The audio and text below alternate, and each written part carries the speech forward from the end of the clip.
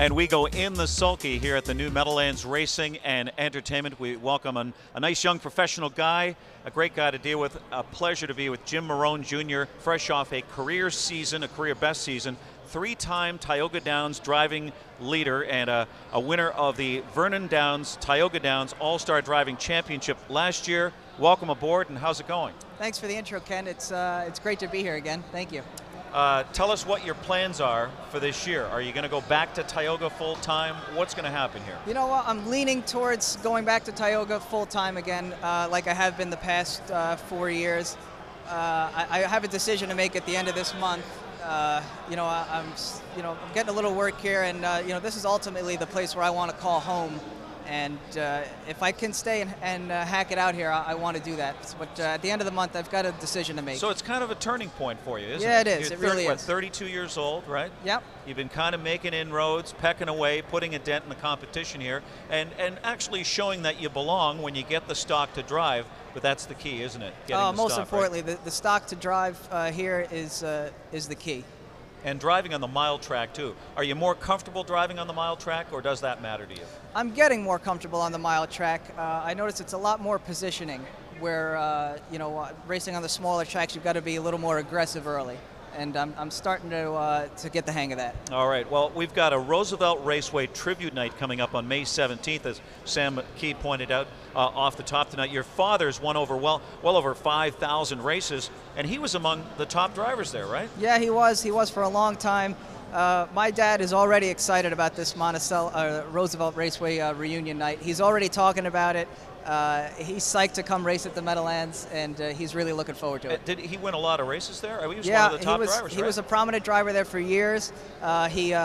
He trained a pretty big stable there, and he did very well there. Back in the day when there was a trainer, you were a trainer and driver, right? Yeah, you don't see too much of it right now, but yeah, back in the day, yes. And do you recall any of that, or were you too young? Were you there at I all? vaguely remember the backstretch there.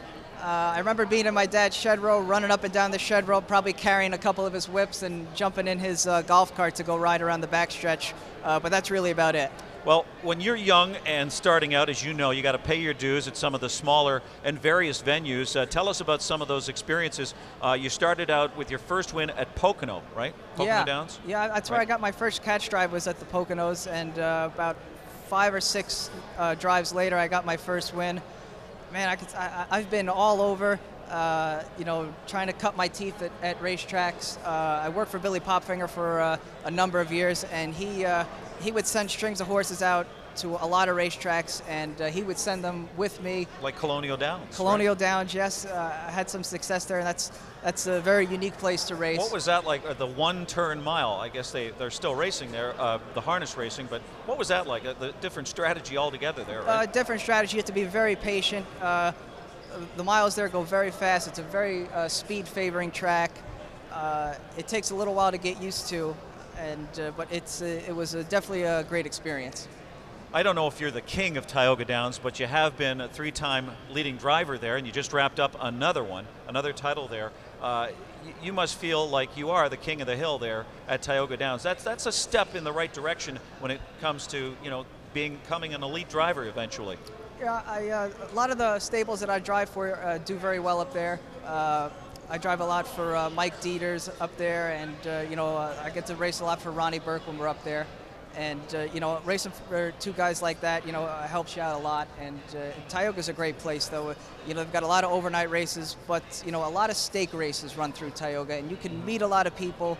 A lot of different trainers. You can get some exposure to some other people, and it's a very good place to race. It's a very underrated place. And drive some good horses in those races. Now, of course, your biggest thrill was winning that driving tournament there.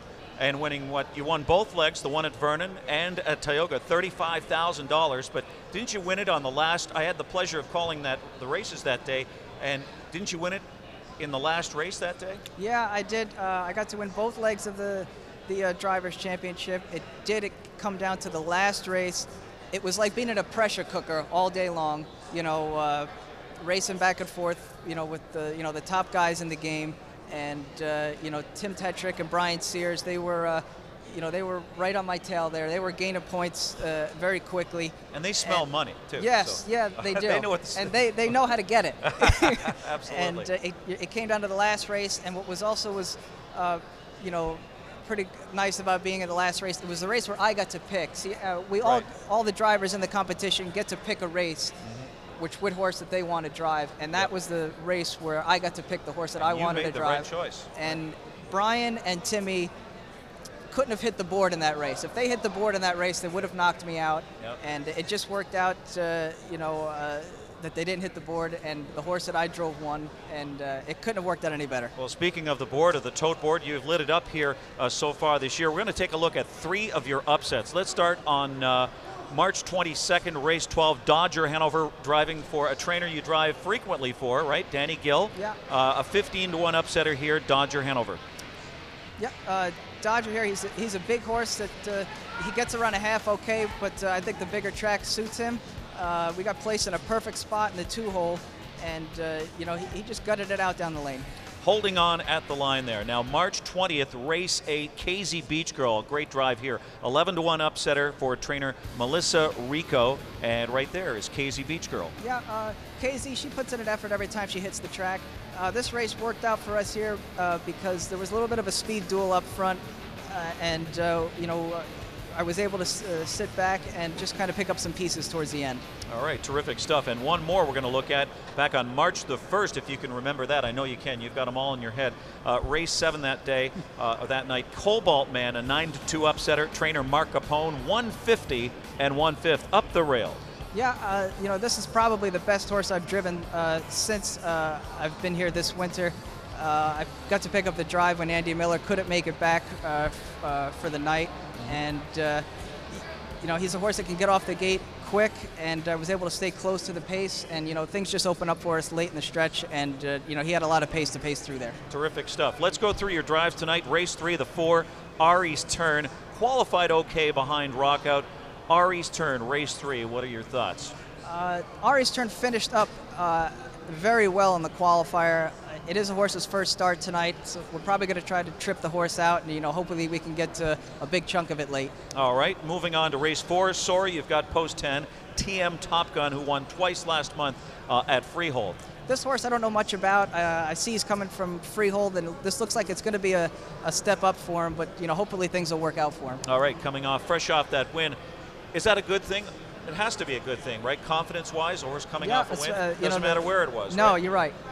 All right, race 6, the 9, Amarici. Tough trip, held on for a piece. You're driving for trainer Ron Burke there.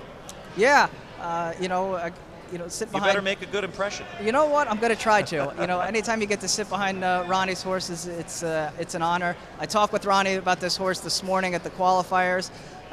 You know, he said he's much better with the trip, and you know, to kind of keep him covered up, and he will give you a very good run late, he says. All right, hopefully the front enders there will stagger in the wind, and you'll be flying on the outside. Although, is it harder to close when there are headwinds, or is it better to be on the front end turning for home? No, I think it's easier to close when the front ends, because the horses up front, you know, a lot of the times they're, especially here, they're going fast fractions, and into the wind it could take a lot out of them, and it could put the horses, you know, back that are, you know, sitting further back into play. All right, race 7, the 1, Kaylee's Shake and Bake. This horse was very impressive here in December, but is coming off a 6 scratch. Yeah, I remember watching this horse race here. He put up some good miles here in the winter, and I watched him race over in the Sagamore at Yonkers. Yeah, he won a leg there. Yeah, I think this horse is better than he shows tonight on paper, and I think he's going to work out a good trip in there. I think he's a real talented horse. He's got a good late burst. Yep. Right. All right. I should be driving this. No, I'm just. You know what? You should. Maybe we should talk before the races. No. Race 8, the 8, Bang Bang Kiss Kiss. 3rd start off the bench here. Trainer Rob Harmon. Yep. Who went to Brazil, by the way. Yes. Yes, I know. I heard the interview last night. Yep. And this horse is actually. I qualified this horse and raced him his first start. His second start there, he made a break, and he cut up his leg pretty good and had to get some stitches. That's why he's had the time off. Oh, yeah, right. He's missed at least a month there, and so you'll be a bit conservative with him. I think so, assume, but right? I think if things work out for him, he can be right there. 3rd try off the bench for that one. 13th and final, 2, Ready to Work. I know you are. Another Rob Harmon trainee, and this one gets a break in post positions tonight. Yeah, and Rob's kind of filled me in. He's been having some health problems with this horse, but he thinks he's got him squared up right now, so we're looking for a better start tonight. All right, ready to work? Again, you certainly are. Terrific stuff. Great to talk to you, Jim Marohn Jr. Best of luck. Thanks, I hope guys. you stick around. Me too. All right, terrific. Thanks for joining us. Best of luck. We've got Wendy Ross standing in the wings here, and we'll tee up tonight's action up next.